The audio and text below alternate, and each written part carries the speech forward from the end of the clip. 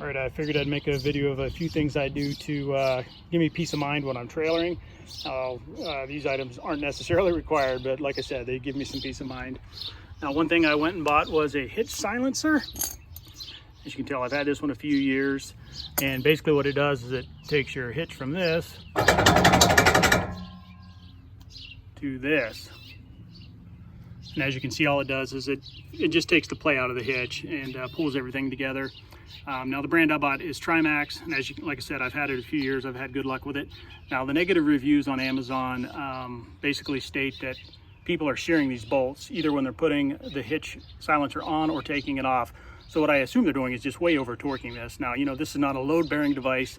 In the end, I probably only put about 10 pounds of torque on this. I just snug them down and make sure the rattle's out, and then I'm done. So I've had good luck with this. I'll put a link into Amazon down in the description. There are many other varieties to choose from too.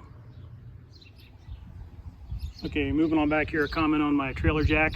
Now, we used to have an old aluminum John boat that had a jack that when you would push on the nose of the boat, sometimes it would torque the jack and the pin would fall out and the jack would collapse.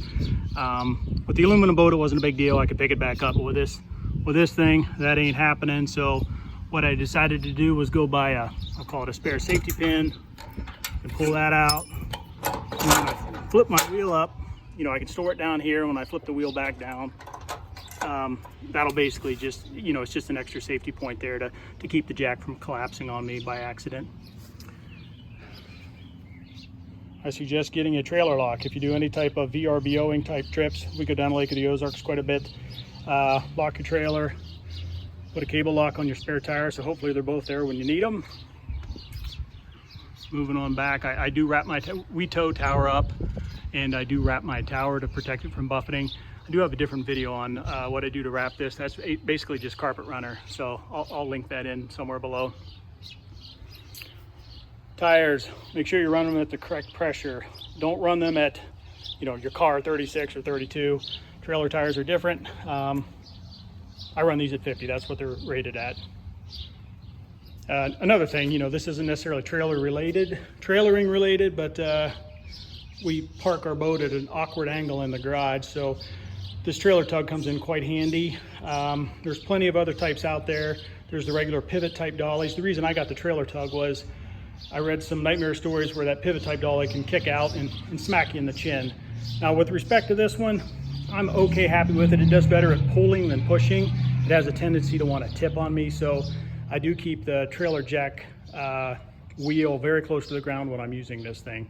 And I'm 6'4". It comes with an extension. Don't get the extension if you do get one of these. It's just a waste of time. I said things aren't necessary. Make sure you do have transom straps. If you do have to stop quick or get in a minor fender bender, you want your boat to stay on the trailer. Most importantly, I would have a checklist. We actually have two tow vehicles. We have a Yukon and a Tundra. So we don't want to leave our ramp pass or possibly our boat keys in the wrong location.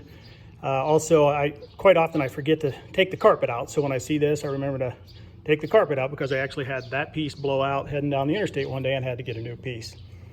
So anyhow, and finally, once again, not necessary, but you can get, I don't know what these are called. I'll go back in my order history and figure it out and put a link below so you have a chance of finding what you need.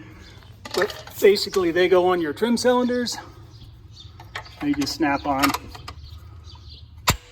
So if you're towing and your trim rams fail, your drive won't hit the ground. So probably not necessary. To be honest, we only use those on long trips. And whatever you do, make sure to take those off before you try to trim your drive down, or I believe you can crush the seals in your rams. So anyhow, that's all I got. There's probably plenty of other tips. If you have any you'd like me to add to the video, let me know. Thank you.